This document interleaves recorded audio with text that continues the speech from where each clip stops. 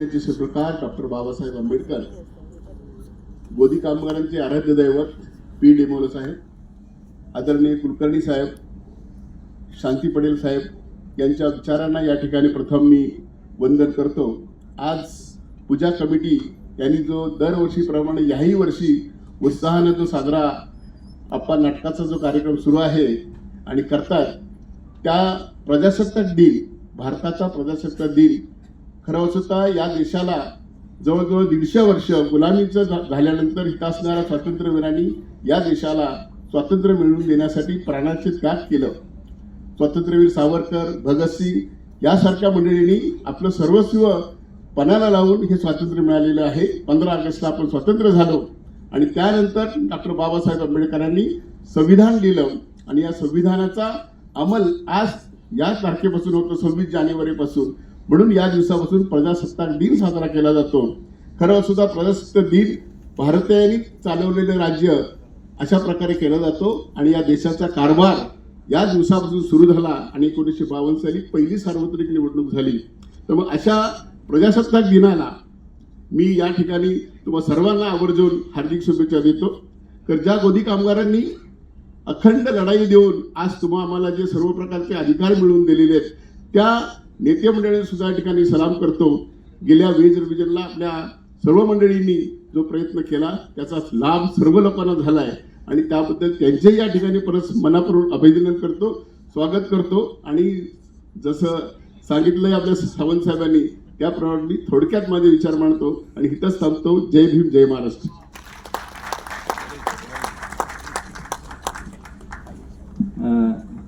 धन्यवाद अंकुश कांबळे साहेब। सुरुवात तर अतिशय तुम्ही छान केलेली आहे, परंतु आज जास्त मनोगत नाही आहे, त्यामुळे तुम्हाला पुरेसा वेळ मिळाला असता। धन्यवाद। आदर ही एक अशी गोष्ट आहे, आदर ही एक अशी गोष्ट आहे की दुसऱ्याला दिला तरच तो आपल्याला मिळतो। आदराने ज्यावेळी आपण दुसऱ्यांशी वागू त्यावेळी दुसरी व्यक्ती आपल्याशी नक्कीच आदराने वागते। हे आम्ही ज्यांच्याकडून गेली कित्येक वर्ष अनुभवतो आहोत, ते तुम्हा आम्हा सर्वांचे ज्येष्ठ कामगार नेते आणि Mumbai port dock and general employees युनियनचे सरचिटणीस, या मुंबई बंदराचे माजी विश्वस्त आणि जो आपला सध्या वेतन करार झाला त्या वेतन करारामध्ये ज्यांनी महत्वाची भूमिका पार पाडली, शिवाय जे आपले सेवानिवृत्त झालेले आपले सहकारी आहेत त्यांच्यासाठी एक आनंदाची गोष्ट म्हणजे जो सेवानिवृत्तीनंतर जी आपल्याला पेन्शन मिळते त्या पेन्शन समितीवर कार्यरत राहून आपल्याला चांगली पेन्शन मिळावी म्हणून जे सतत प्रयत्नशील असतात ते ॲडव्होकेट सुधाकर अपराध साहेब।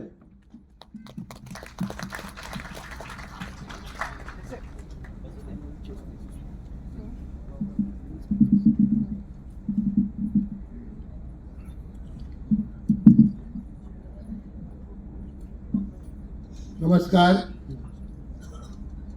आज आपण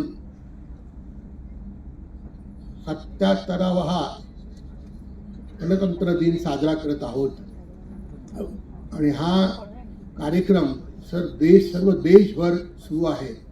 आज सकाळीच आपल्या डेप्युटी चेअरमननी या मुंबई बंदर विश्वस्त याचा कार्यक्रम या DCT जवळ साजरा केला गेला। तमाम गोदी कामगार अधिकारी त्या कार्यक्रमामध्ये होते आणि तो उत्साहात असा कार्यक्रम साजरा झाला।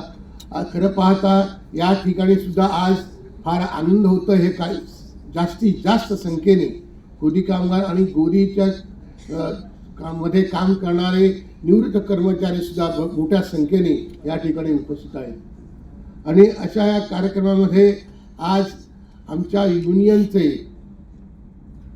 अध्यक्ष त्याचबरोबर आमच्या फेडरेशनचे अध्यक्ष ॲडव्होकेट SK सिटे साहेब या ठिकाणी उपस्थित आहेत। मंचावर या ठिकाणी उपस्थित आहेत आमच्या युनियनचे बोर्ड मेंबर प्रदीप नलावडे, त्याचबरोबर ज्ञानेश्वर वाडेकर। या कार्यक्रमामध्ये उपस्थित असलेले अंकुश कांबळे साहेब, गाडीगावकर आणि तुमच्या पूजा समितीचे अध्यक्ष घागरे साहेब, त्याचबरोबर आमच्या युनियनचे सेक्रेटरी आणि गतवर्षी असलेले बोर्ड मेंबर ट्रस्टी दत्ताजी खेसे आणि या समोर सुद्धा मान्यवर मंडळी बसलेली आहेत. खरं पाहता त्यांना सुद्धा स्टेजवर बसण्याची संधी दिली हवी होती, कारण या वेळेअभावी किंवा काही ते राहिलेले आहेत. आमचे राणे साहेब या ठिकाणी बसले आहेत, ते सुद्धा त्यांचं सुद्धा या वेतन करारामध्ये मोठा सिंहाचा वाटा आहे. आमचे रणदिवे साहेब सेक्रेटरी या ठिकाणी बसले आहेत. आमचे या ठिकाणी बसलेले युनियनचे धडाडीचे आणि संचालक मंडळ बोर्डावरती जे आलेले मनीष पाटील ते बसलेले आहेत. अनेक मंडळी मान्यवर या ठिकाणी दाते साहेब आहेत, आमच्या डॉक्टर उसगावकर या ठिकाणी आहेत आणि तमाम सगळ्यांची आता नावं घेत नाही, कारण मगाशीच आदेश आला आहे की जास्त काही बोलायचं नाहीये. नाटक पाहायला आलेले, तुमचं भाषण ऐकायला आलेले नाही म्हणून मला सांगितलेलं आहे. तरी देखील काही गोष्टी सांगणं फार अगत्याचं आहे थोडासा वेळ. आम्ही जर पाहतो की ह्या गेल्या वर्षभरात ह्या 20-25 सगळ्या गोदी कामगारांना त्याचबरोबर निवृत्त कर्मचाऱ्यांना चांगल्यापैकी पगारवाढ पेन्शनवाढ झाली आणि त्यामुळे आनंदाचं वातावरण आहे. आणि म्हणूनच आज संपूर्ण गोदीभर आज हा कार्यक्रम उत्साहात आनंदात साजरा केला जातो आहे. गोदी कामगारांच्या बाबतीत जर बोलायचं झालं तर यावर्षी या 25 सालामध्ये आपण या गोदी कामगारांनी अगदी अभूतपूर्व असं काम केलेलं आहे आणि जो कार्गो हँडल केले तर आतापर्यंत कधीही झालेला नव्हता. अशा प्रकारे 67 मिलियन टन हा कार्गो या कमी कामगारांनी हँडल केलेला आहे. पुढच्या वर्षीचं आपला जे टार्गेट आहे ते 75 मिलियन टन आपण कार्गो हँडल करणार आहोत. फार मोठी प्रगती या मुंबई बंदरामध्ये कामगारांनी केलेली आहे आणि ती सुद्धा अगदी कमी कामगारांमध्ये. ज्यावेळेला कामगार या गोदीमध्ये 42,000 मुंबई बंदराचे कामगार होते, त्यावेळेला इतकी झालेली नाही हँडलिंग, तेवढी या वेळेला झालेली आहे. काही असो, कामगार हे उत्तर प्रगती करत आहेत आणि त्याचा फायदा मुंबई पोर्ट ट्रस्टमध्ये मिळत आहे. महत्त्वाची गोष्ट म्हणजे पेन्शन फंड. आज पेन्शन फंडामध्ये सुद्धा चांगली परिस्थिती आहे. जवळजवळ 500 कोटी रुपये कमी आहेत. 15,000 कोटी रुपये असायला हवेत, 500 कोटी रुपये कमी आहेत. ते भरले जातील आणि पेन्शन मात्र अगदी शेवटच्या क्षणापर्यंत कामगारांना मिळेल आणि त्याच्यानंतरच्या प्रक्रियेला मिळेल ही सोय करून ठेवलेली आहे. त्यामुळे आता वेतन करार झाल्यानंतर जे होते पेन्शनरांनी घाबरण्याचं काहीही कारण नाही. दुसरी एक महत्त्वाची गोष्ट म्हणजे पगारवाढ झाली.